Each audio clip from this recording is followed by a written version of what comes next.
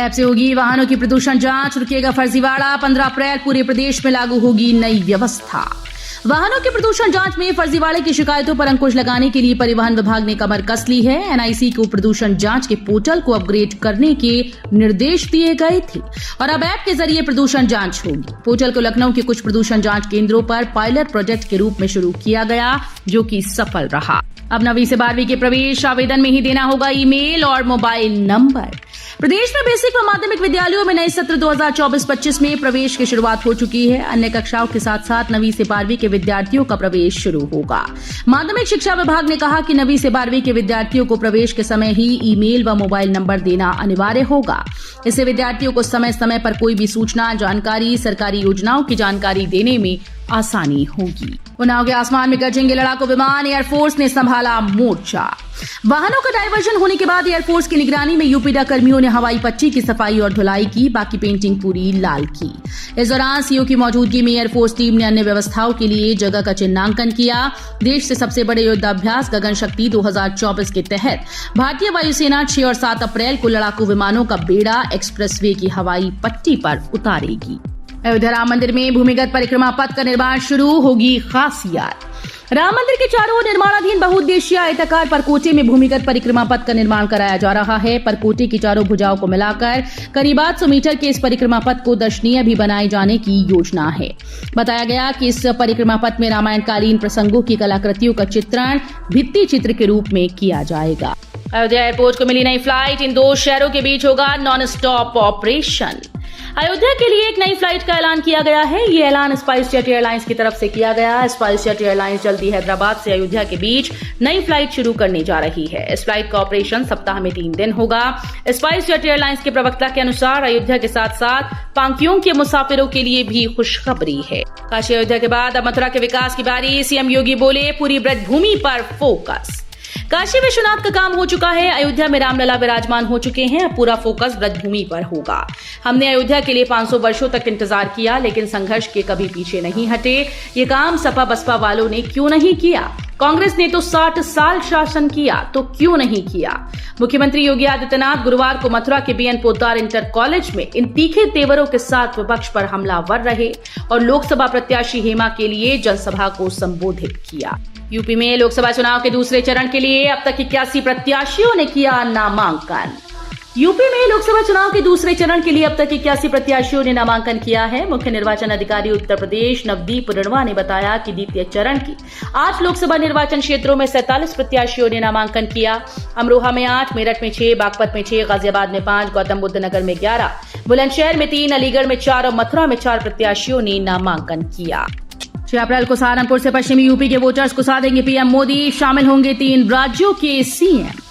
प्रधानमंत्री नरेंद्र मोदी 6 अप्रैल को सहारनपुर की धरती से वेस्ट यूपी के मतदाताओं को साधेंगे। मेरठ के बाद वेस्ट यूपी में प्रधानमंत्री मोदी की ये दूसरी सबसे बड़ी रैली होगी। प्रधानमंत्री की सहारनपुर रैली में उत्तर प्रदेश के अलावा हरियाणा व उत्तराखंड के मुख्यमंत्री शामिल होंगे। पहले चरण में वेस्ट की सहारनपुर, शामली, मुजफ्फरनगर सहित 8 सीटों पर 19 अप्रैल को चुनाव है। गर्मियों की छुट्टियों में चलेगी 42 summer special train. Ayodhya route पर 130 की रफ्तार से दौड़ेंगी गाड़ियां।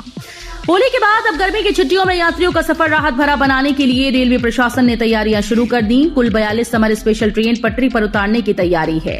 दरअसल मई जून में गर्मी की छुट्टियां मनाने के लिए लखनऊ से बड़ी संख्या में यात्री पर्वतीय इलाकों में जाते हैं। इससे उत्तराखंड जाने वाली जनता express, Doon express, Yognagari Rishikesh express आदि ट्रेन में लंबी वेटिंग शुरू हो जाती है। यूपी सीएम योगी आदित्यनाथ 8 अप्रैल को हल्द्वानी में भरेंगे चुनावी हुंकार। राहुल गांधी की रैली टली। यूपी सीएम योगी आदित्यनाथ आने वाले दिनों में लोकसभा चुनाव के लिए चुनावी हुंकार भरते नजर आएंगे। बीजेपी के सभी मुख्यमंत्रियों में सीएम योगी की सबसे ज्यादा डिमांड है। वहीं बीजेपी के स्टार प्रचारक हैं। इसी क्रम में योगी 8 अप्रैल को उत्तराखंड के हल्द्वानी में चुनावी हुंकार भरेंगी। 5 साल में 12,000 बढ़ गई एलकेजी की सालाना फीस, पेरेंट्स परेशान। नया शैक्षणिक सत्र शुरू होने के साथ ही अभिभावकों की जेब पर पढ़ाई का बोझ बढ़ने लगा। निजी स्कूल ने हर साल की तरह इस बार भी फीस में वृद्धि की। शहर के प्रमुख निजी स्कूल की संशोधित फीस पर गौर करें तो हर महीने औसतन 4 से 600 रुपए की वृद्धि की गई। इधर उधर कचरा फेंका तो दर्ज होगा मुकदमा, वसूला जाएगा जुर्माना। अलीगढ़ नगर निगम के वाहनों में कूड़ा न डालने और उठान के बाद दोबारा कूड़ा केंद्र बिंदु पर फेंकने को नगर आयुक्त ने गंभीरता से लिया। उन्होंने कहा कि इधर उधर कूड़ा फेंकने वालों पर नगर निगम की तीसरी नजर रहेगी। ऐसे लोगों को चिन्हित कर उनके विरुद्ध मुकदमा होगा और जुर्माना वसूल किया जाएगा। नगर आयुक्त अमित आसेरी ने सभी हाउसिंग सोसाइटी अपार्टमेंट से कूड़ा उठाने वाले निजी कर्मियों को चेतावनी दी है। श्री कृष्ण जन्मभूमि विवाद मामले में सुनवाई अब 18 अप्रैल को, दोनों पक्षों की बहस जारी।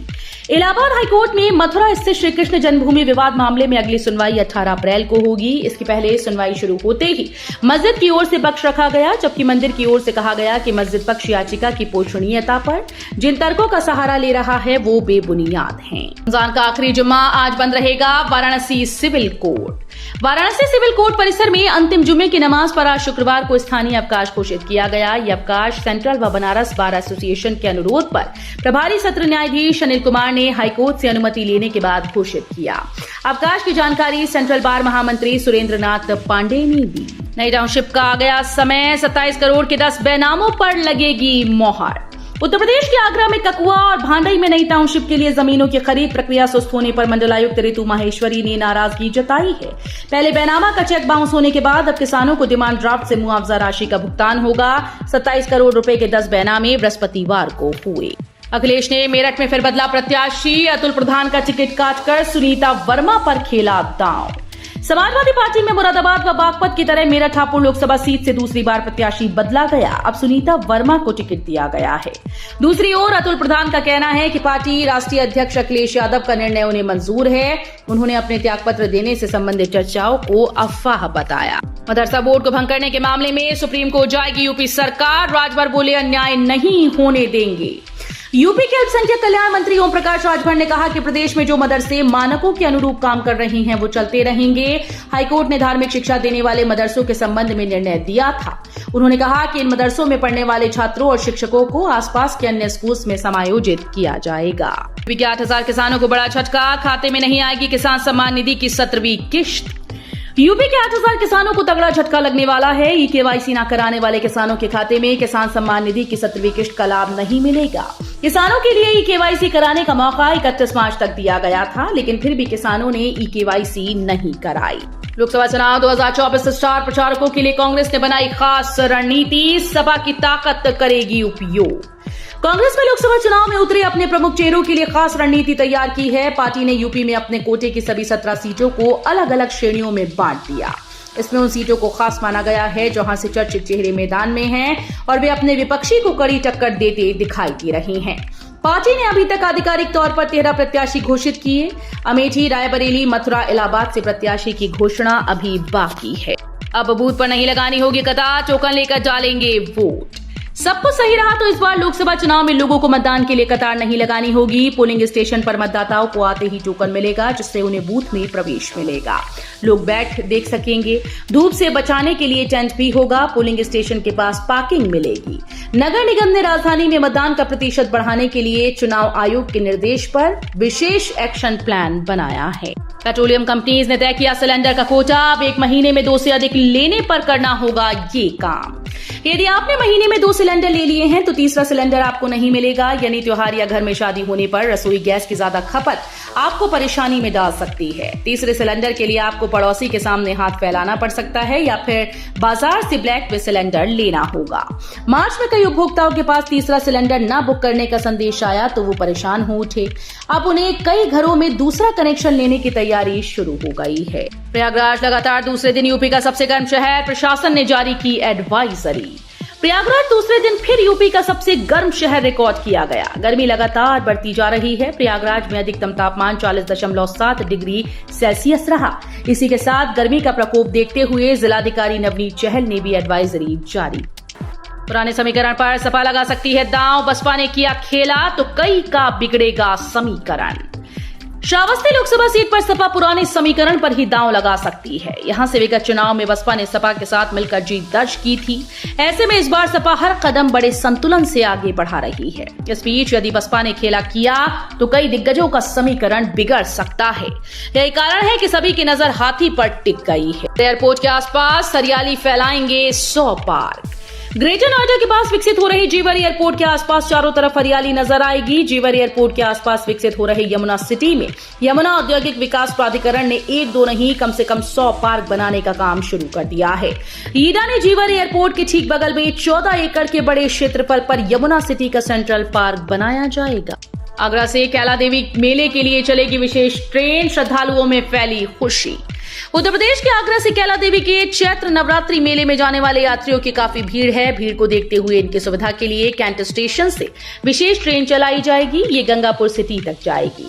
पीआरओ प्रशस्ति श्रीवास्तव ने बताया कि आगरा कैंट और गंगापुर सिटी दोनों स्टेशन से ट्रेन 10 से 19 अप्रैल तक चलेगी।